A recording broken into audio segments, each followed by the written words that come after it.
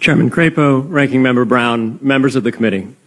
Thank you for the opportunity to speak with you today. My name is Peter Van Valkenburg, and I'm the Director of Research at Coin Center, an independent nonprofit focused on the public policy issues affecting cryptocurrency and public blockchain networks.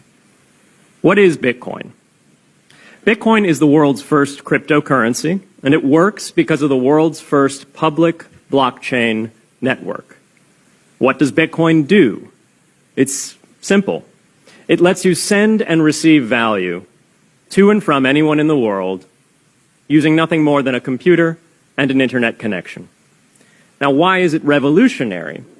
Because unlike every other tool for sending money over the internet, it works without the need to trust a middleman.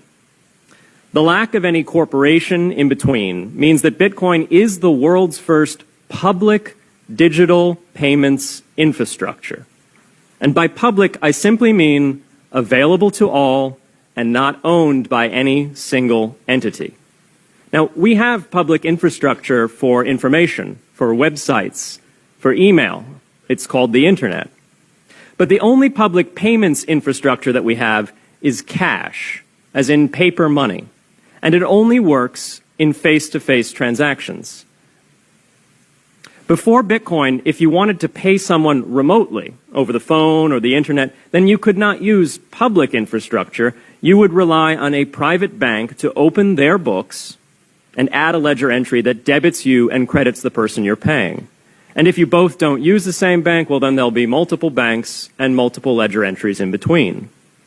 With Bitcoin, the ledger is the public blockchain, and anyone can add an entry to that ledger, transferring their Bitcoins to someone else. And anyone, regardless of their nationality, race, religion, gender, sex, or creditworthiness, can for absolutely no cost create a Bitcoin address in order to receive payments digitally.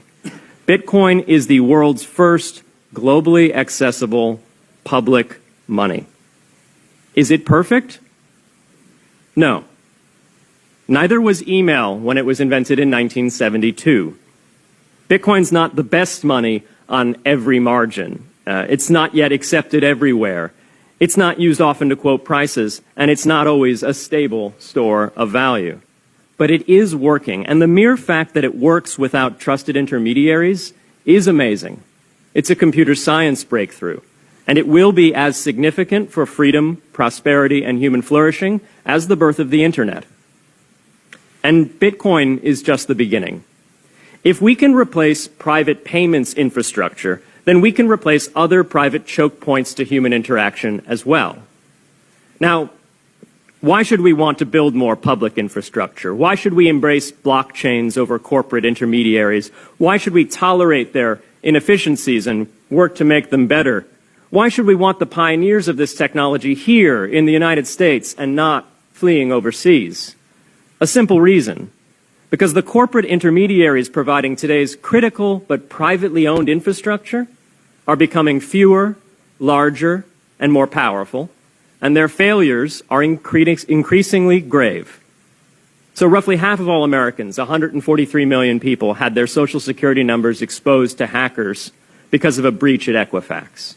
The SWIFT network has relayed hundreds of millions of dollars in fraudulent transactions because of hacked member banks in Bangladesh, Vietnam, Ecuador, and Russia. The FBI suspects now that the largest of these hacks was perpetrated by North Korea. Corrupt, low-level employees at an Indian bank, Punjab National, were able to fraudulently certify SWIFT messages, stealing $1.8 billion. It's the largest electronic bank robbery in history.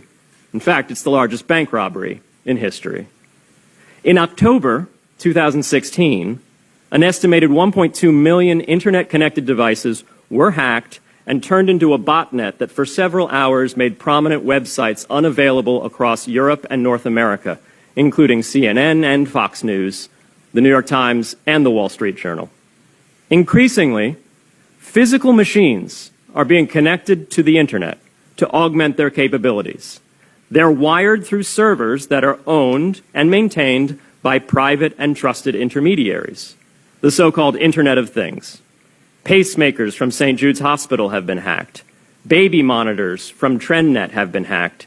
And Jeeps from Jeep have been hacked to the point where they can be remotely commandeered and driven off the road.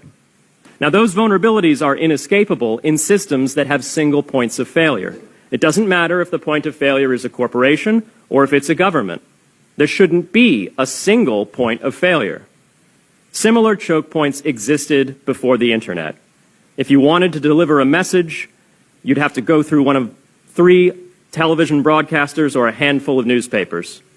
Private corporations are essential, but no critical infrastructure should rely on 1 or 2.